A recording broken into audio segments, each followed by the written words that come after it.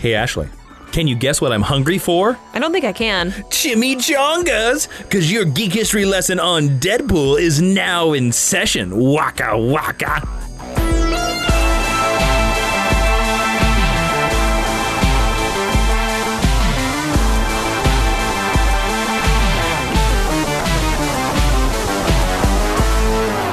Hello and welcome to Geek History Lesson. I'm Jason Wade Wilson Inman. I am Ashley Victoria Robinson, and prepare to enter your mind university because you have stumbled onto the podcast where we take one character, construct, or self-aware person from popular culture and teach you everything you need to know about them in about an hour. That's right. This week we are conquering the Merc with the mouth, the red and the black, the Ryan and the Reynolds, Deadpool.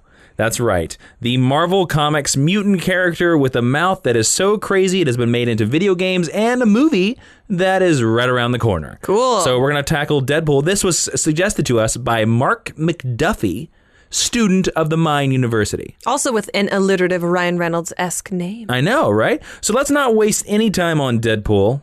Well, let's waste a lot of time on Deadpool, but let's not waste any more time on this intro, and let's hop right into the 10-cent origin. Yes, the 10-cent origin is the part of the podcast where we give you all the cliff notes on this character in case you should go to a sexy cocktail party and someone is like, yo, what is Deadpool, man? Why is the sexy cocktail party the Deadpool party? I don't know. Okay, that's all right, just wondering. I was just trying to throw some flavor in. Okay. The 10-cent origin of Deadpool is he was published by Marvel Comics, and his first appearance was in The New Mutants, number 98, in February of 1991. He was created by Fabian Nicieza. He's younger than me. Yeah. And Rob Liefeld. And his alter ego is Wade Winston Wilson. He's a WWW. Well, dot. Yep. And his team affiliations are, get ready, Okay. Agency X, Astonishing Avengers, Avengers Unity Division, Code Red, the Deadpool Corps, the Frightful Four, the Great Lakes Initiative, Heroes for Hire, Lando, Luckman, and Lake, Magia, Mercs for Money, Secret Defenders, S.H.I.E.L.D., Six Pack, Thunderbolts, Weapon X, X-Force, and the X-Men. Wow. His partnerships have been with Weasel, Bob, Agent of Hydra, Blind Owl, Taskmaster, Kingpin, Mr. Tolliver, Agent X, Copycat, Wolverine, Cable, and Domino. Wow. His notable aliases are Merc with the Mouth, Regenerating Degenerate, Jack, Wade T. Wilson, Mithras, Johnny Silvini, Thorn, Cruz, Hulkpool, Wildcard, and Zenpole. That's a lot. And his abilities are regenerative, thank you. Well done. Healing factor. He was a master of martial arts. He's a swordsman and a marksman. He has extended longevity, and he carries a device that allows him to teleport and create holographic disguises. Yep. So there you go. If you cannot tell right now, Deadpool's Geek History Lesson is going to be a little crazy, but I'll get into that more in a second. Let's move on to the Meet Cute. Yes, the Meet Cute is the part of the podcast where we stole a term from romantic comedy writing, and we tell you the first time we met this character and how cute it was. Ashley, how cute was it the first time you met Deadpool? It wasn't that cute because it was X-Men Origins Wolverine, and that movie's terrible. It's always movies with you. You're not reading these characters in the comic books? I read almost exclusively Bat Family stuff before like 2008. And if Deadpool was in the Bat Family, I would have read him, but he's not. But he's not. So yeah, a lot of it is movies. I've done more exploring of the comic side since then. But when I was a teenager, all I wanted was Batman and X-Men, really. Understood. Yeah. So yeah, it really wasn't that cute. Where was the first time you met Deadpool? I met Deadpool in Deadpool number 4, which was the Joe Kelly, Ed McGuinness series. And I bought that issue in a pawn shop in Chanute, Kansas. It's always a pawn shop with you. The reason, well, that's what you have to do when there aren't any comic book shops around. You have to go to a pawn shop and be like, and you have to strangle the guy at the register and be like, where are your comic books? With the force or with your bare hands? Bare hands. Awesome. Bare hands. Now, the reason why I bought this issue was because at the time, Wizard had claimed that this series was amazing, and they had a cover of it, and I was able to find that exact cover. Oh, that's cool. In the pawn shop. It's Deadpool on top of the Hulk, like holding his fist at the camera. And it's actually a really good issue. It's very funny. And the only other time I encountered Deadpool very early on was I remember there is a Wolverine issue with a blue cover where he fights Wolverine, and he's not jokey. He's very ninja-like and all about trying to kill Wolverine. And he's not jokey at all. It's kind of weird. Cool. So there you go. That's where I met Deadpool. Yay! And now on to History 101, the main meat of the lesson, where I'm going to take you through this whole lesson of Deadpool. All right, Professor Jason, let's strap into this crazy train. Now, first off, Deadpool is crazy. Intentionally crazy. So I will say that this was one of the most confusing geek history lessons I've ever done. And I wrote Hawkman's geek history lesson. Deadpool's stories, most of the time, don't make sense. They have no ties to any other story. And they're in no real continuity. They all contradict each other. And to try to create a lesson out of that was sometimes impossible. Cool. So this is a very summarized and as streamlined as I could make it, because there was a lot of times that I didn't even know what the hell was happening. And I was reading the comics. Great. So there you go. So let's hop straight into the creation history of Deadpool. Now, as I said, he was created by Fabian Nicieza and Rob Liefeld. And according to Fabian, Rob Liefeld came up with the character's visual design and the name. And Nicieza came up with the character's speech mannerism. So it's Fabian that is responsible for the character's jokey attitude. Now, Rob Liefeld, if you don't know, huge fan of the Teen Titans. And when he showed Deadpool to Fabian, Fabian said that he looked like Deathstroke from Teen Titans. Well, golly gee. And because of this, Fabian gave Deadpool the real name of Wade Wilson as an inside joke that he is related to Slade Wilson, who is Deathstroke. Oh, interesting. Yep. I didn't know they were supposed to be related. Well, that's the kind of like wink, wink, wink, nod. And fun story, Deadpool and Deathstroke actually meet in a fun Superman Batman annual that Joe Kelly wrote. Cool. It's not the real Deadpool, but like he's drawn exactly the same way. He just has different colors. Yeah. So there's well, that's interesting that Joe Kelly's the one who wrote that too. Yeah, Joe Kelly, who, in my opinion, has written the best Deadpool run. I would agree. So here you go. Let's move into the fictional character history. Now, Deadpool is aware that he is a fictional comic book character. Okay. And he commonly breaks the fourth wall. And he has conversations with two internal monologues, which are shown as caption boxes. In Deadpool number 28, it is revealed that the villain, Dr. Bong, B-O-N-G, yes, Bong, he is actually a foe of Howard the Duck. He is the logical voice that appears in the yellow captions. And Dr. Bong was actually once Deadpool's psychologist. Okay. So I assume that's where he gained that voice. Dr. Bong, by the way, has a giant bell on his head. That's where the bong. That's bong like a bell. Although I think they were going for the other thing. Well, it's Howard the Duck. And in Deadpool Annual number 1 in 2014, it is revealed that Madcap, a foe of Captain America, is the psychotic voice appearing in the white captions in typewriter serif font. Now, this happened thusly. How Madcap became that voice. Okay. Prior to Secret Invasion, which is a storyline where the Skrulls are trying to take over the Earth. Yep. Madcap encounters Deadpool. And in the midst of an altercation with Daredevil and Thor, Thor's lightning reduces Deadpool and Madcap into a pile of ash. Oh, I see what's going to happen. Now, here. Deadpool regenerates. Yes. And survives. But eventually he starts hearing another voice in his head and realizes that Madcap has somehow molded with him. Yeah, like fused together. Yeah. And this was also an explanation for why when Deadpool first appeared in the new series Wolverine Origins and Deadpool Volume 3, why he had an extra caption box, which had never been seen before. Interesting. Now, Madcap's personality asserts itself eventually. And later, Deadpool convinces Madcap to manipulate the two heroes, Thor and Luke Cage, into tearing Deadpool's body in half, when one half regenerating fully as Deadpool and the other half becoming Madcap. Oh, weird. Yeah, it's already weird, and we've barely got through the lesson, right? Yeah, cool. Get ready, because it's going to go more. So now we're going to jump back in time to Wade Wilson's childhood. Oh, little Wadey. Oh, baby Wadey. Now, again, I'm going to stress again, this is a summarization, because 90s X-Men storytelling went crazy. Okay. And bonkers. Now, Deadpool's backstory is vague, and it's also subject to change at any moment. Okay. Because Wade Wilson is unable to remember his personal history due to his mental condition. Whether or not his name is actually Wade Wilson is even speculation, since one of his nemesis, T-Ray, claims in Deadpool number 33 that he is the real Wade Wilson and that Deadpool is the vicious murderer who stole his identity. I hope that someday his name is revealed to be Rob Liefeld. That'd be awesome. Rob Wilson. Yeah. That's funny. So Wade, of course, again, has conflicting memories of his childhood. Okay. He's told a writer that his father was the teller of bad jokes who abandoned him and his mother when he was a boy. And his mother turned to humor, alcohol, and home shopping networks as a coping mechanism. And that he once believed that he ran away from home so that his mother wouldn't need to spend what money she had left on him and then join the U.S. Army when he was old enough. Okay.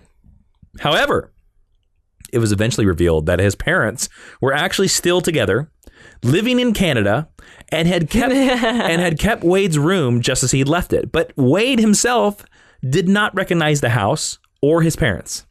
Aw. So the only thing that's known is that Wade Wilson ran off and he became a mercenary after his time in the Army.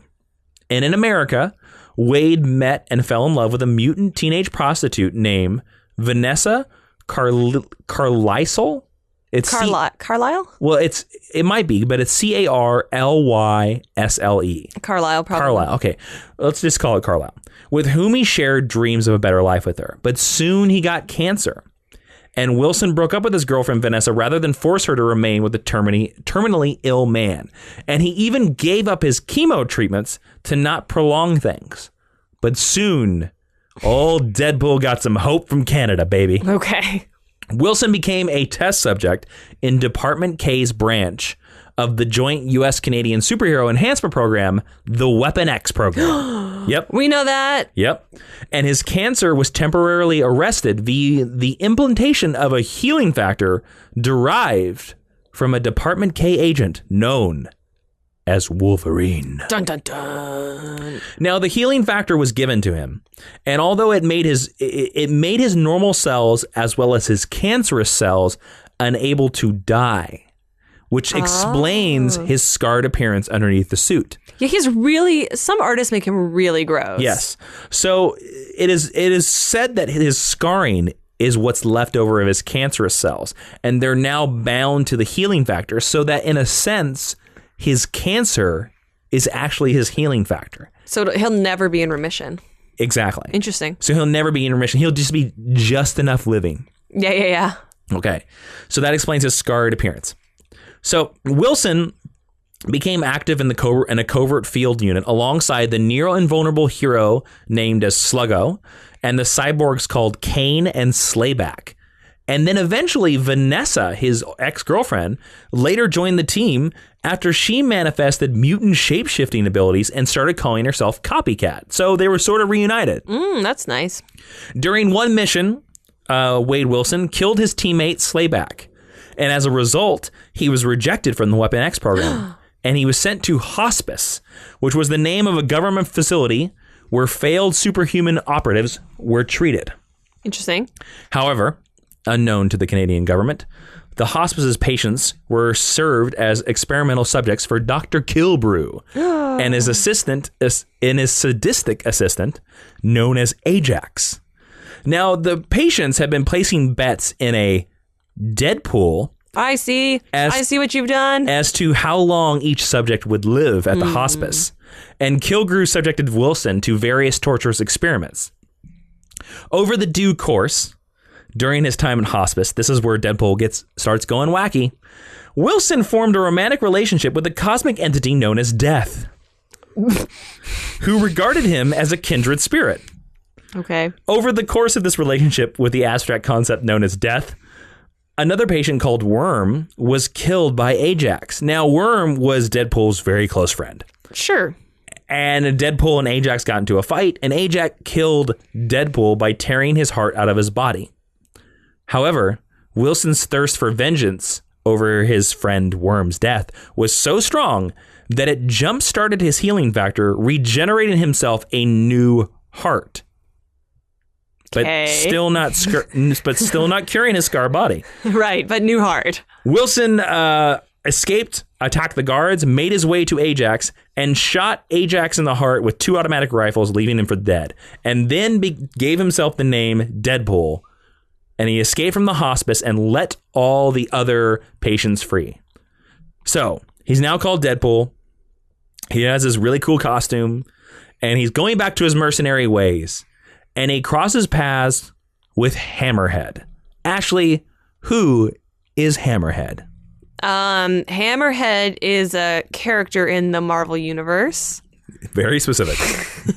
I don't know. Hammerhead is a Spider-Man villain with the head shaped like a hammer. Sure. And he bashes into people. I believe you. Yep. Sounds like the Rhino. So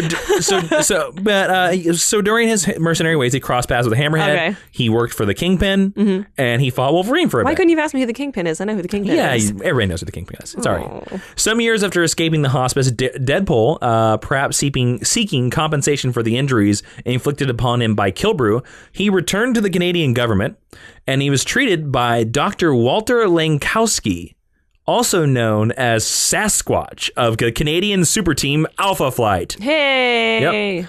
And it was during this time being there that he stole a certain teleportation device that is now in his belt buckle that he now uses in most of his stories. Ah. He soon found employment with a time-traveling arms merchant named Tolliver, whose service he was reunited with Sluggo and Copycat, his ex-girlfriend. Oh, that's nice. In Tolliver's service, Deadpool was first sent to kill Cable. Who is Cable, Ashley? Cable is a character who you really like from the X-Men, and yeah, but who is he? He's the son of Jean Grey and Scott Summers. He's the son of Madeline Pryor and Scott Summers, who is a clone of Jean Grey. Then yeah. Cable is... They have like 4 kids. Yes. Cable is a mutant soldier from the future who actually was a big gun. Was in fact Tolliver's father. Oh, really? Yes. Because Tolliver is actually Tyler Dayspring, son of Cable, and Cable's real name is Nathaniel Summers. Oh, so he's Scott's grandson? He's Scott's grandson. From the future? From the future. Okay. It's the 90s X-Men. Get ready for time travel, baby. Oh, boy. Woo! However, Cable was able to defeat Deadpool.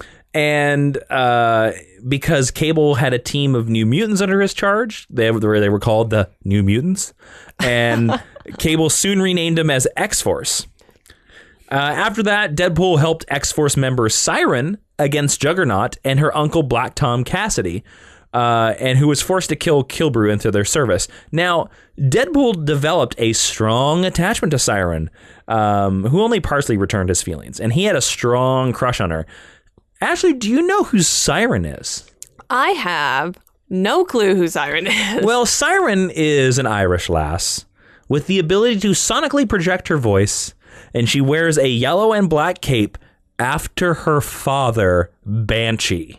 Oh, I know who Banshee is. Banshee, who I consider to have the coolest cape in all of X-Men history. And he later became the headmaster of Generation X. That's cool. Yeah. Now, after that, Deadpool sought to reclaim his position as the Kingpin's top assassin, only to be challenged and beaten by fellow assassin Bullseye. And we should all sort of know who Bullseye is from the Daredevil movie. Yeah. So, and at some point during this period, Deadpool once joined Heroes for Hire, and he accompanied them on a mission to protect a bodega from Midtown Manhattan, from a mob boss. And during the mission, Carmelito Camacho, the daughter of the bodega's owner, fell in love with Deadpool and had sex with him. Gross. Unbeknownst to Deadpool, Carmelita had been impregnated by Deadpool, and she raised the kid, later naming it Eleanor Camacho, alone. And after this time, Deadpool kind of got on a heroing kick. He decided to be like, I'm kind of done being a mercenary. I'm going to help people out. Luke Cage was a good influence on him. I guess. I think so. After this, he soon met up with Bullseye to do a pro bono job in Greece, where the assassin told him that Deadpool was losing his edge. As shown by the fact that during their fights, Deadpool only wounded the people that he was supposed to be killing. Deadpool disputed this fact, even going as far to accuse the now dead guards of moving the castle he was supposed to blow up with a sheep rocket when he hit the tower instead. So Deadpool... That's actually a really funny issue. Yeah, Deadpool didn't... It is. It's really good. And it's during the Joe Kelly run. Yes, it is. And Bullseye told Deadpool that don't worry about it. He wouldn't kill him for one reason, because Deadpool always made Bullseye laugh. That's okay. It's sweet. I don't know if I believe that Bullseye would do that, but it's an interesting story. In that issue also is one of the funniest gags, I think, in comic books, where Bullseye runs up to Deadpool and he goes, "Hey, Deadpool." And he's like, "Long time no see." And Deadpool goes, "Yeah, not since 2 issues ago." Yeah. He also, at one point, Bullseye says something like, "Oh, blah, blah, blah, blah, we're in Greece." And then Deadpool starts singing songs from the musical Grease. Oh, that's cool. Yeah, which I really like. But after this, because of this encounter, Deadpool soon went back to his villainous mercenary ways. He became... Oh, Deadpool. Oh, mercenary. But you know, Ashley, there's something I want to tell you. Okay. I hope that we ourselves never become a mercenary. I'd be a great mercenary. Well, let's hope that we never become one. Okay. Even though you'd be a great one. Okay. Because we need to ensure that you and I never become government-trained assassins that might murder our listeners in their sleep. Because to ensure this, they soon need to head over to patreon.com/Jawiin. That's Jawiin. And that's where you can support this podcast and our many videos on YouTube. That's right.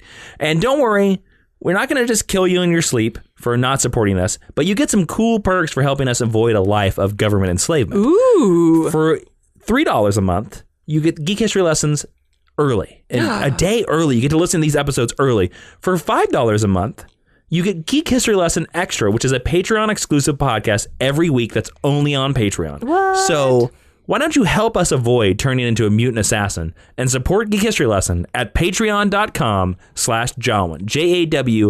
Jawiin. And enough of our problems of hopefully hoping that we don't become mercenaries. And now back to more Deadpool. Okay. Now, Deadpool was soon tracked down by Sabretooth, Wolverine's vicious enemy, and invited to join a new Weapon X program. Impressed by Weapon X's upgrade to his healing factor, which is what they gave him to join, he soon found the organization's methods to be too bloody, even for him. Even for him, which should say something about Weapon X. Yep. And soon, his ex-girlfriend, Copycat, Vanessa, was killed by Sabretooth. Aww. And Deadpool confronted the director of Weapon X, only to have his healing factor reversed so far that he again lost physical cohesion and he died. Now, of course, Deadpool's healing factor at this point had been so increased that even though he was a pile of goo, he was able to resurrect himself. He was able to regrow his body. He's a really gross pile of goo, too. Yep. Although it left him an amnesiac. And a chance encounter with a friend called Weasel later restored his memory. Although he discovered that 4 other individuals had laid claim to the Deadpool name in his absence. What a bunch of jerks. Now, these imposters were given aspects of Deadpool's own personality through a device called the Gemini Star. Now, the Gemini Star was wielded by T-Ray. And if you remember, I mentioned T-Ray way back in the beginning. Now, T-Ray had been hired by the intergalactic villain Thanos. Yes, that Thanos of Guardians of the Galaxy and Infinity Gems. Okay. Now, if you don't know anything about Thanos, you know that Thanos is enamored with Death. Death is his girlfriend. Hey, we talked about Death. You can see where this is going. Thanos became jealous of Deadpool's relationship with her. So T-Ray, who was one of his early villains, he intended to use this device, the Gemini Star, to manifest and extinguish every aspect of Deadpool's personality in the cosmos, leaving him an empty shell. However, Deadpool damaged the device, causing his personality fragments to be absorbed into T-Ray and render T-Ray comatose. Wow. And with T-Ray out of the way, Deadpool claimed his identity as the true Wade Wilson once again. Now, Ashley, I'm going to do a little spot check here. Okay, I'm ready for the spot check. How are we doing with Deadpool? Are we confused beyond belief, or how are we doing? On a scale of 1 to 10, 1 being a perfect grasp and 10 being, oh no, there's a test in an hour and I didn't study, I'm at like a 9 right now. Okay. But you don't think I'm leaving the listeners in the dust? No, I just think that I told you these stories were bonkers. I don't understand why this like basically street level character is like now fighting with Thanos. Yeah, I don't know, because the chimichangas, baby. Yeah, I get it. He's the wacky guy, but I mean beyond that, you know. Yeah. Now we're going to talk about Deadpool's involvement in a title called Agent X. Okay. Now, to jump out of the comic book fictional history for a second, Agent X was when Marvel in the 2000s decided to cancel Deadpool. Mm-hmm. They canceled Deadpool, X-Force, and another title, and relaunched them, and they retitled them simply for the fact to not have to pay Rob Liefeld, creator of Deadpool, royalties. That is a true and scientific fact. So they renamed Deadpool Agent X, and they relabeled X-Force X-Statics. Yep. And I think Cable was the other one. Oh, he became Soldier X. Oh, yeah, you're right. That's right. Because and in the X-Men Origins Wolverine movie, they do refer to him as Agent X kind of in passing, like that's his code name. So, which is funny because Deadpool is not Agent X, as you're about to find out. Yep. So, following an assignment to kill the Four Winds crime family, Deadpool gained prominent status as a mercenary. Like, he became known as like the best mercenary in the world. Okay. And he formed a company called DP Inc. Okay. And he was aided by a business partner who was named Sandy Brandenburg. Okay. Now, his success was short-lived because when the Black Swan, a fellow assassin who had actually slain the Four Winds himself, sought vengeance for Deadpool basically lying about it. And both men, the Black Swan and Deadpool, were believed dead after an explosive confrontation. Okay. But the Black Swan, of course, is a telepathic. And the Black Swan's telepathic power caused the memories and skills of himself and Deadpool to merge with the corpse of the Black Swan's underling known as Nijo. Okay. Nijo. I'm just going to go Nijo. Okay. Deadpool's healing factor resurrected Nijo, whose mind was created from an amalgam of Deadpool and the Swan. Okay. Now, Nijo was injured and amnesiac, and he found his way to Sandy's apartment. Sandy, Deadpool's business partner. Yep. Sandy believed Nijo to be Deadpool and nursed him back to health. Aww. Nijo eventually took the name Alex Hayden, and together, him and Sandy started a company called Agency X, with Alex being dubbed Agent X after the company. Most actually believe that Agent X was Deadpool with a case of amnesia, and the truth was discovered when Black Swan showed up, reborn with a tab blue Rasa, Deadpool in tow, who Hayden immediately shot in the head. Okay. Deadpool's own personality was slowly growing back, and it was accelerated by Hayden's bullet to Deadpool's body. In an attempt to regain the parts of his mind that he had lost, as well as the pieces of his mind that he didn't want anymore, Black Swan proposed a three-way mind meld between Alex, him, and Deadpool. Okay. Alex agreed. However, the Swan, being a villain, of course, he attempted to double-cross Deadpool and Alex, and he tried to kill them as soon as the process was complete. But while he concentrated his actions against Alex, Agent X, Deadpool was fully reborn and stabbed Black Swan in the neck. Good for Deadpool. Yep.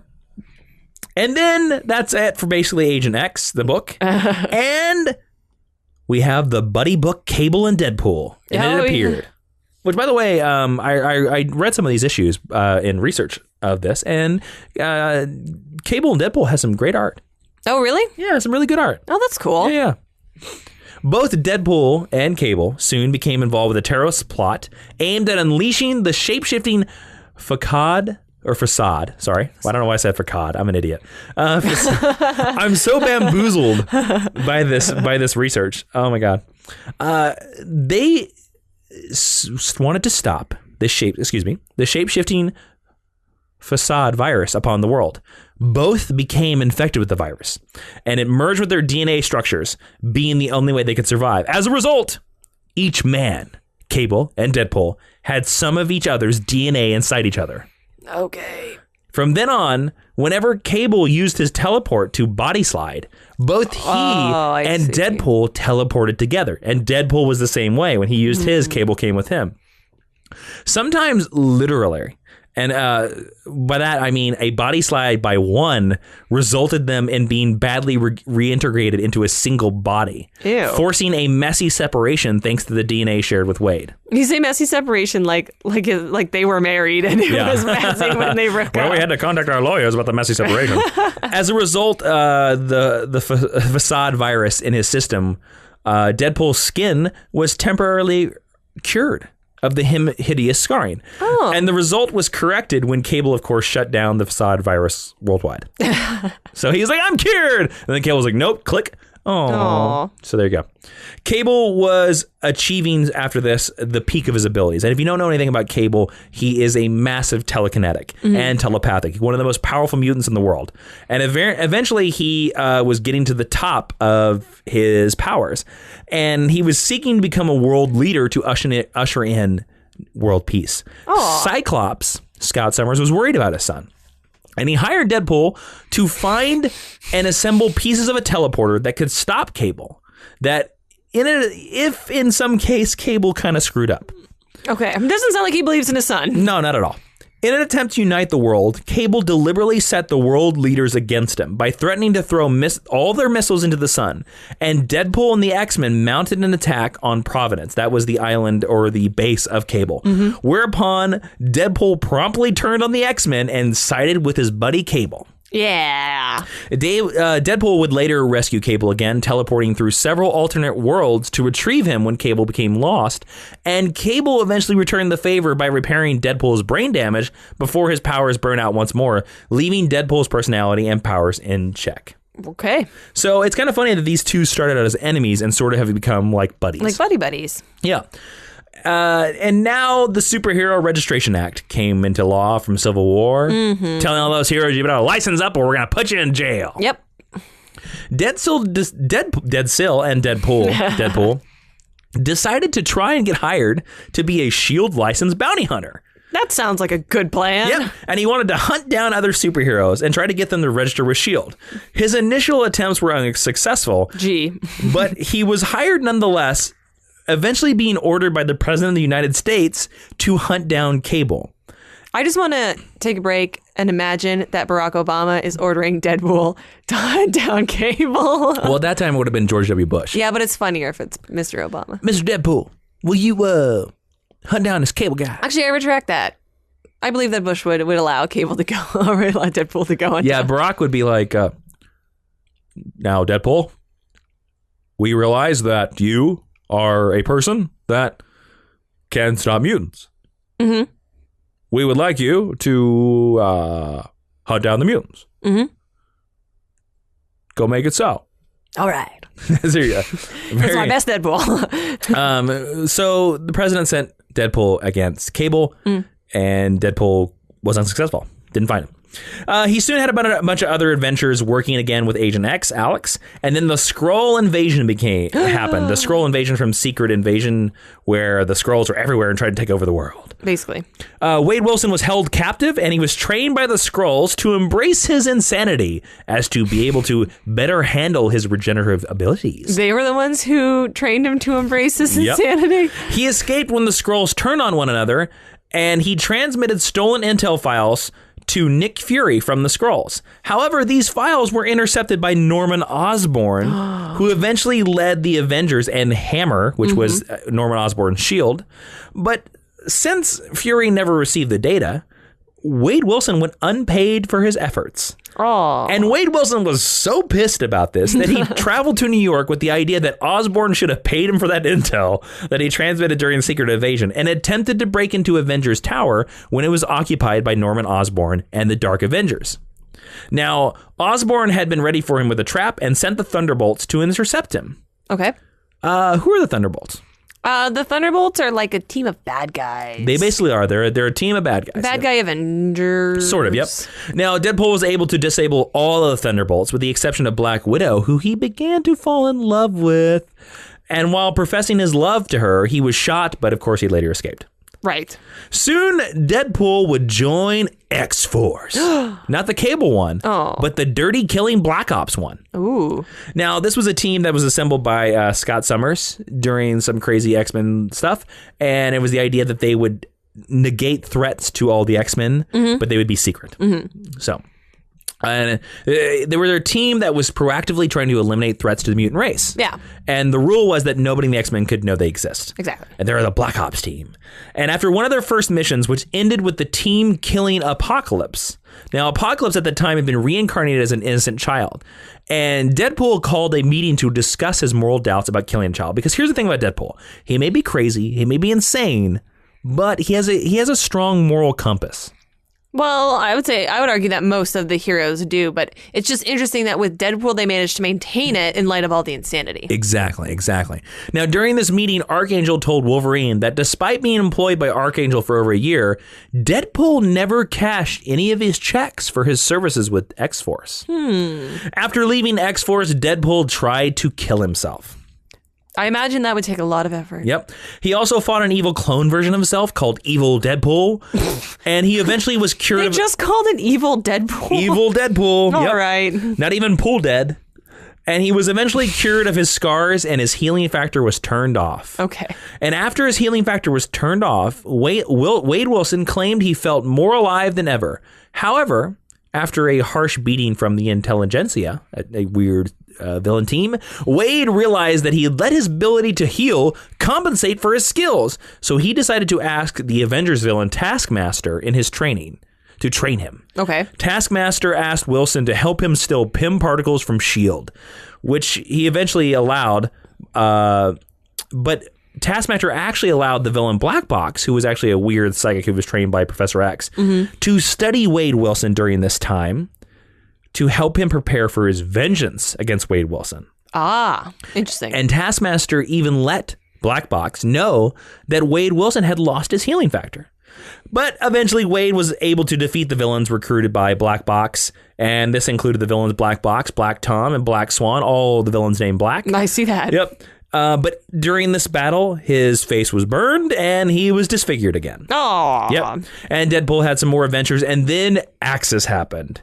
Ashley, what is the storyline Axis? So, Axis, right? So, Red Skull, right? So, Red Skull with Professor X's brain, right? Makes all good guys bad and all bad guys good, right? He becomes the Red Onslaught. Yeah. Yeah. That's basically Axis. Now, during this, an inversion happened. The good guys became bad, the bad guys became good. And because of this, Magneto recruited an army of supervillains, including Deadpool, to fight Onslaught. Deadpool soon had his pacifist personality take control of his mind and body, and he became known as Zenpool. And he's one of the few that after Axis ended and all the heroes and villains were turned back normal, he still was a pacifist. Interesting. So he was one of the few that went through that.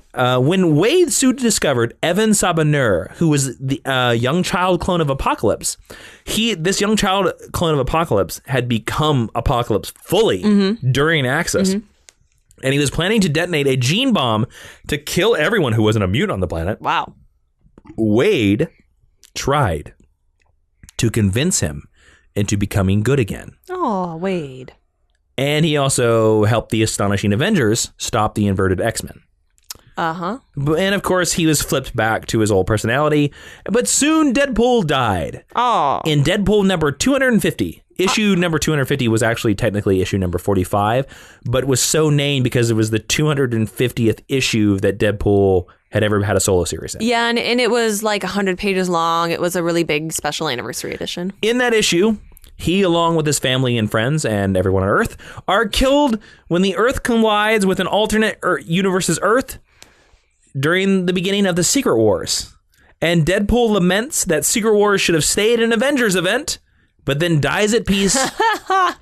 Yep. But then Deadpool dies at peace, content that everyone else on Earth is dying with him. Oh. And then, of course, we've only seen a little bit of the Marvel Universe after Secret Wars. And 8 months after the event of Secret Wars and the restoration of Earth, you see Deadpool is seen working for Steve Rogers. And after stealing some potentially life-saving chemicals needed by the alien rogue, he is offered membership in the Avengers Unity Squad. So he will be one of the Uncanny Avengers. And that's where Deadpool is so far in the comic books. Ryan Reynolds has played him in 2 movies, including X-Men Origins and the upcoming Deadpool. And that's where we leave Deadpool. Wow. Woo! Oh, my God. You made about as much sense of that as there could be. I'm sorry for the confusion. If you hear those two voices talking in your head, that's the two voices trying to make sense of what the hell I just told you. Yeah, for real. So there you go. For everybody out there asking for a Deadpool lesson, that's it. That's all you're getting. Okay. Let's move on into recommended reading. Yes, recommended reading. Now, my recommended reading for Deadpool is the Deadpool by Joe Kelly Omnibus. It collects Deadpool in the series from 1997, 1 through 33. It's a little bit expensive, but I will say that I think it is Deadpool's best run. That's the run that I talked about in my Meet Cute. Ed McGuinness art, it's great. It's, in my opinion, the best Deadpool run. And as we have mentioned in a couple earlier podcasts, we now have a recommended reading page over on our website. Ashley, what is that? It is www.geekhistorylesson.com/recommended reading, all in lowercase. Yes, and if you go over there, you can see all the images of the recommended reading. You can click on those pictures. It will take you to an Amazon link, and if you buy the book right then and there, a little bit of what you purchase comes back to Geek History Lesson. Helps keep our mind chimichangas on. It keeps the Mind University's cafeteria full of chimichangas. All right, my second pick for the recommended reading is Deadpool Classic Volume 1. Now, this collects some of the Fabian Nieza stuff, and it also collects the first 4 issues of the Deadpool Joe Kelly series. So if you're like, I don't know if I want to spend the money on the whole omnibus, I would recommend this, Deadpool Classic Volume number 1. Good way to try it out. Yeah, and then lastly, I would say recommend reading, I would recommend the trade paperback of Axis, which is that Marvel event we talked about. You get to see Deadpool. He's not the main character in it, but he has a pretty big part, and he's a lot of fun. And I think Axis is a fun read. It's kind of a mess of a storyline, but it's a fun read. Cool. So do you have any recommended reading for Deadpool? I am going to recommend a book that came out in 2014. It is out of continuity. It is Hawkeye versus Deadpool. Okay. It is a 6-issue miniseries by Deadpool writer Jerry Duggan. Ooh. It's basically the sassy Matt Fraction Hawkeye that you know. Sassy. Teaming up with the crazy Deadpool that you know. There's a whole issue where they fight in sign language. I think for me, the Hawkeye-ness of it all really tempers the Deadpool-ness of it all, and it's probably my favorite modern Deadpool story that I've read. Nice. Well done. You can get one nice trade paperback. Ah, cool. So again, go check those out over at where, Ashley? geekhistorylesson.com/recommended reading. Yeah, there you go. Go get all those books for all the Deadpool you need. Now let's move on into discussion. Okay. And Deadpool is, I would say, a major Marvel character. Would you not agree? And because he's a major Marvel character, we need to have a discussion that's bigger than ourselves. So we again invite a Marvel expert onto this podcast, a Marvel expert who is a writer, a director, a producer. He's a filmmaker, and he's the founder and host of Geekscape.net. We want to welcome Jonathan London. John, thank you so much for joining us on this Deadpool discussion of Geek History Lesson, man. Hell yeah.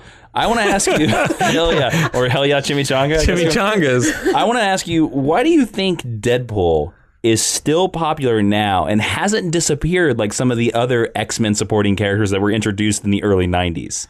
Well, a lot of them have not disappeared, like Cable, Domino, those characters. Those are the X-Force characters. Yeah, those characters haven't disappeared. And there's still that storyline every X-Men fan is still waiting for, where Cannonball was told, you are going to be the greatest among them.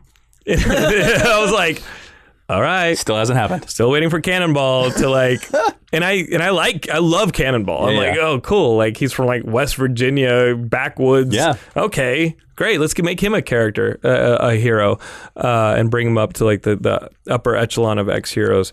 But instead, it's all kind of gone to Deadpool, and I think it's the same way that kids like Batman more than Superman, and that scares the crap out of me because I see Batman as more Banner Hulk than I see him as actually a hero. I see him more as like a contradiction of a character. Yeah. The best way to probably fight crime if you have massive financial resources is not to go one-on-one with a bunch of street thugs. With your fists, yeah.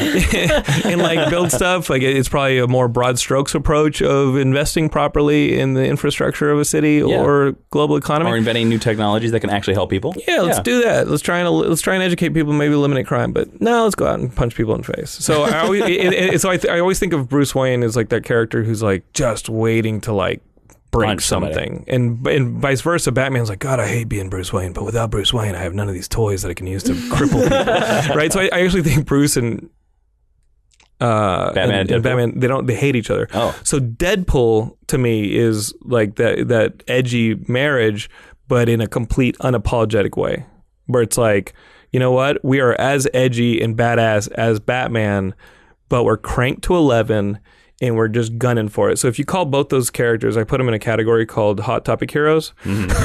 Oh, nice. That And makes it's like, a lot of sense. Oh my god, it's like every kid who wore, like, I had a friend who wore an Exploited shirt, that punk band, and my buddy who's also like a musician into like punk music was like, Exploited's not a band, it's a shirt you wear to piss off your parents. like Deadpool to me feels like that character, the superhero that you piss off other people with. Because it's hard to find substance in that character beyond just the shock value. Yeah. Right? And for me, that's never been a character that's been worth investing in. You're there's not going to be a lot of pathos there. And when you read a character, especially as like a long-term comic fan, you have to find justification for the massive investment of time and everything that you put into these things. You want to know about Clark's experience as an alien among others. You like the lonely kid in the crowd. You want to learn about, Bruce's trauma. You want to learn about Captain America's Man at a Time. You want to think about the pathos of these characters that we love. Deadpool's pathos just doesn't it just doesn't exist. And Mark Waid has said that he didn't like writing that character because he's just an unabashed criminal who's never paid for any of his crimes. And it's hard to make that turn. Mm-hmm. And I think the current run, as much as like the Fabian Nizia, as good as like the like Fabian and Rob Liefeld's origination of the character is, I actually prefer today's Gary Duggan, like Brian Posehn run. Really? Because they've done things like given Deadpool a marriage. Mm-hmm. They've given Deadpool a daughter he never knew. They're giving Deadpool these things that make him more vulnerable than, I'm completely immortal. I'm going to say a bunch of slappy, stupid things, and I'm going to put a bunch of swords and bullets in you. And after a few issues, there's not a lot of running room or depth to get you in there. Yeah, you're kind of done. And those guys, I think when all is said and done, they'll definitely have the longest run if they stick with it. Like Gary Duggan gets it, and I think they're going to have the longest run of a Deadpool book because they're adding things to it that complicate it. It's not like Deadpool Corpse where it's like, what if Deadpool was a dog? It's like, it's cute. What if Deadpool was a squirrel? But really, once you see a picture of Deadpool as a monkey, do you really want to read that story? Like, what's he going to do? Depends. Is it on a Hot Topic t-shirt? Yeah, so the early 90s, as dark as the early 90s was, you had all these characters like Wild Child who were introduced just to be derivations of Wolverine. Mm-hmm. Like Gambit. Okay, what's the point of Gambit?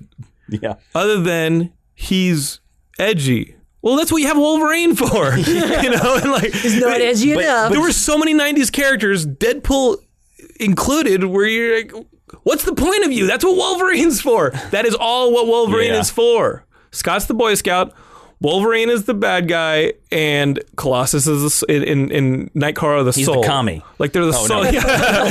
They're the soul of. They're like the depth. Like they're the soul of the team. They're the guys who are like, guys, don't fight.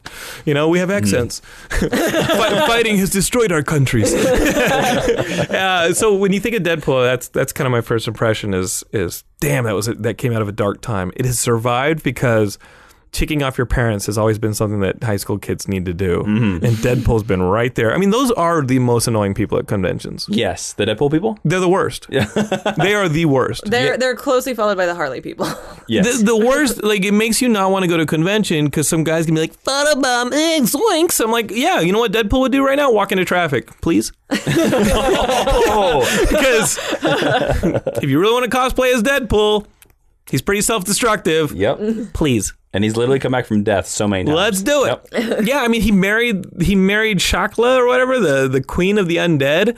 And I guess Deadpool's technically undead. But he's a self-healing zombie, even though the cancer cells that are, riddle his body and make him look horrible are also part of this process of self-healing. Like the cancer's like, yeah, we'll take some of that self-healing too, and we'll stick around forever. Whether or not, like, he's also been retconned a million times, so it's like, okay, is he Weapon X? Is he not Weapon X? Fox, it's like Fox is retconning him in the movie version. You know what I mean? Like, like Wade Wilson was part of Weapon X in Wolverine Origins, and then really nothing from Wolverine Origins should really survive. Is going to survive. Yeah, the whole like.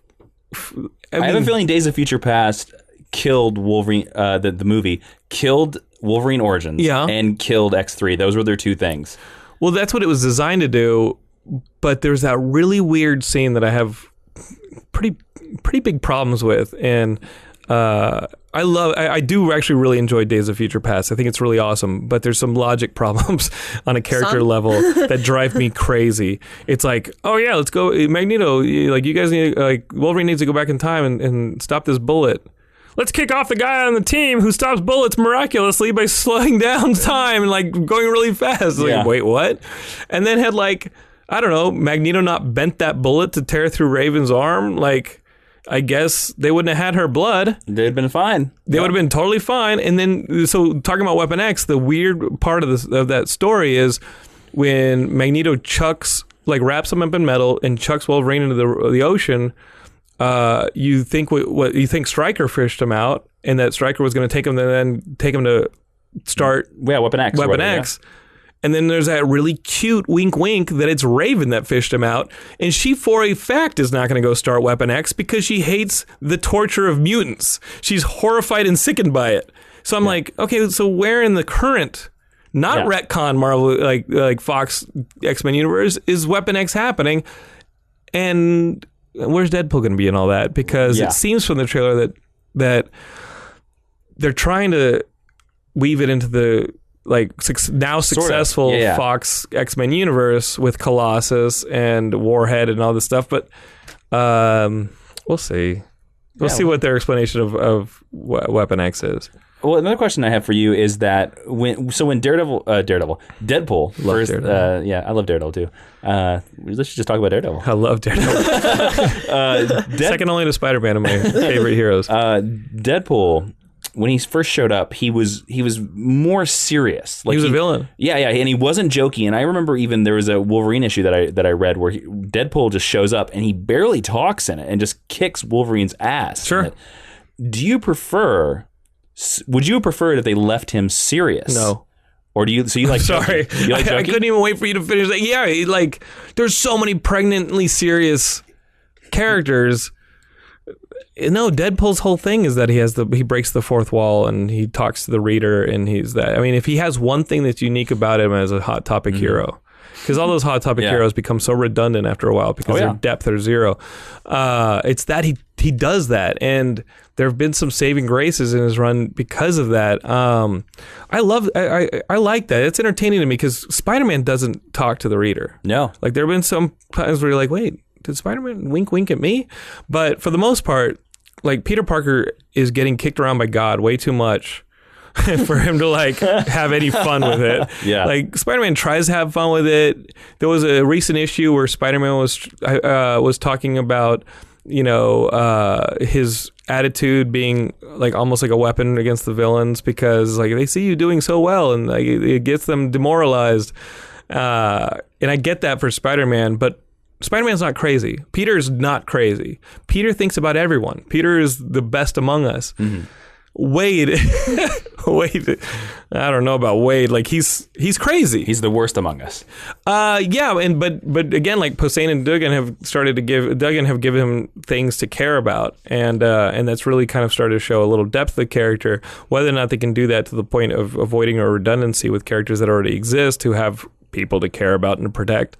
That's on them. What they have done in a really, really good way is they've made it hilarious. There was a fight midway through their run where he's fighting Stiltman, and he tricks Stiltman into going downstairs. Like it's fucking hilarious because at the end of the day, he is like ex-special forces. He is a trained mercenary. He is going to figure out how to do strategies, and if he's fighting Stiltman, he's not going to fight him in an open traffic intersection above ground. He's going to be like, okay, Stiltman, you want to fight me? You're going to have to go downstairs. And Stiltman's like, shit. And he tricks him into going down to the subway, and then he pops out of a different subway, and he just traps him.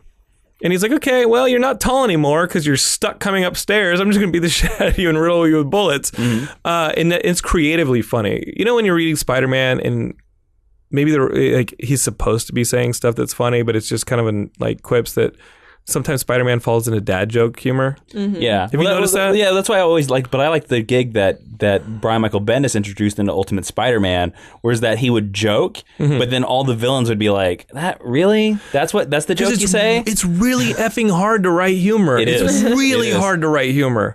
And especially humor that you have to read. I think Dan Slott has done a really good job with Spider-Man. He's one of my favorite Spider-Man writers ever. Yeah, agreed. Like, Dan Slott is killing it on Spider-Man. But with Deadpool, I think that the ratio of jokes has to go way up. He has to constantly be at that level. And like, Posehn and Duggan have killed it. Like, they've been doing it in a very funny way. And it's not just the dialogue. It's, again, like the situational stuff. Do you think that they, when 10 years down the line, whenever they finish their run or whatever, do you think that will be considered the definite Deadpool run and not the Joe Kelly run? Yeah. Okay. Absolutely. What do you think about the Joe Kelly run? It's fine. But again, it's because for me, that's the definite Deadpool run. Yeah, because it was still cool. And how old were you? I have no idea. It's like, look, Mom, cut a head off. You shouldn't be reading that. I know, isn't that awesome? It's like, but see, the problem, and then like Joe Madureira drew him, and as Ed McGuinness.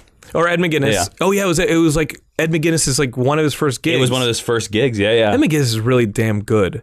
Yeah. Joe Mad drew him earlier, and when you like, I've talked to Rob Liefeld a lot in the last few years about Deadpool. Yeah, because like, he's always a guest at Kamikaze. Kamikaze always has to be moderate with him, and we get along really well. Mm-hmm. So, and I want Rob to draw the cover of my Super Action Man comic. I really, really do. Like, I told the publisher, like, put the money aside. I'll try and get Rob to do the cover, because Rob has the best justification for why the X-Men, like, I think he drew pouches on everybody, like Cable, and Deadpool has all those millions of pouches and stuff. And then Jim Lee did it to the X-Men, and it's crazy because they actually have like superpowers and like they don't need toys. They don't need to carry anything. At no point, like, I understand Batman has all those gadgets, and where does he get these wonderful toys? Yeah. He uses them. At no point was Wolverine with his claws like, hold on, I need smoke bomb. I need a flare gun. And like if Cyclops is going to defeat you, Cyclops is going to defeat you from yards away because he has optic blast. He's not going to be like, hold on, grappling hook. Like the X-Men in the 90s never needed them. But when you talk to Rob and you're like, okay, Cable, Deadpool, what's up with the over patches, the pouches? And he just goes, yeah, when you see like Navy SEALs and badass secret ops guys, they all have those pouches. So I just put them in the comics, and it works. I was like, yeah. So now what's up with the giant chests on men? But he's like, when you see those Navy SEAL guys, man, their chests, just badass. No, but his justification for the over pouching of the 90s, I thought was pretty awesome. So I think when all is said and done on Deadpool, narratively, you're going to see that I think Posehn and Duggan like handled him the best narratively, but it will always be Rob's style. Yeah, it will always be high adrenaline, like energy drink, hot topic, all the way cranked to 11. Well, final question. Yeah. At the time of this recording, none of us have seen the Deadpool movie. No. How do you think? I can't wait to see it. Do you think they'll pull it off? Yeah, I do. I think they will, because I think. But I also didn't like the first Kick-Ass, and I thought they were gonna like. I didn't like either Kick-Ass, but I loved the first half of Kick-Ass, and then it derailed again on a character note, which was crazy to me. And I was like, whoa, second half of Kick-Ass doesn't make a lot of sense. And I think if they just keep in line with their goal, which is, let's do something that is anti-X-Men. Let's do something that is all fan service. In that character, like, name a character that is more fan service than Deadpool. He literally talks to the reader. Yeah. He literally is trying to make you laugh and try and keep you entertained and try and be like, oops, sorry, when he does something horrific on the page. That character is all fan service. And if they stick with that in the movie, and it seems like from every trailer they're going to do it, I think they're going to nail it. Nice. Aren't you optimistic? You know what? I hope it's good. I just don't know. I don't know. The only way it will be bad is if it's too much and it's just annoying. Oh, Which is the danger with Deadpool. that is very true. Yeah. Like I said, I've been let down by Ryan Reynolds before with a superhero movie, so I don't know. I'm not counting this as a certainty. I like So, Green Lantern. but it should work, and I hope it does. I liked Green Lantern. So, we'll have that discussion I know. off mic. No, I get the problem with the movie. I get that like his flaw is like he's the exact opposite of Hal Jordan in the Will. Like he has so much self-doubt in the movie that you're like, no, not Hal. But there are parts of it I really enjoyed. Did it hurt you on like a personal level? Yes, quite a bit. Fuck. I'm so sorry. Yeah, I could see that. Yeah. I mean, when you read like Jeff Johns' Secret Origins, Yeah. you were like, this is going to be the movie. You're like, this And should this be the gonna movie. Yeah, for real And, though. and then, like, when I watched the movie, I would see glimpses of like Secret Yeah. Origins and be like, oh my God, the explosion on the tarmac of the air, like the air, like Ferris Air. This is all. But some of the it's all character stuff, guys. If Yeah. you're learning one thing, it is all character stuff. It can look like the comic, it can move like the comic. It's all character stuff. Yep. And so we'll see if he ends up too much. See if Deadpool has too much Yeah, character. We'll see. What do you think, Ash? Deadpool's not my bag, so I hope it's really great. And then if it is, then I'll go see it. But I'm not there opening week. Okay, I'll be there on the 12th You'll let us know. with all those annoying cosplayers. All right, cool. Well, thank you so much for joining us, John. And if people on the internet want to find out your initial thoughts about Deadpool on your Twitter, where can they do that? It'll be no spoilers, I'm telling you now, but it'll be at Jonathan London on Twitter, and Geekscape.net is where we hang our hats and give you daily content. All right, man. Thanks for coming by. Of course. I don't think any conversation could be as crazy or as zany as that conversation that we just had with Jonathan Linden.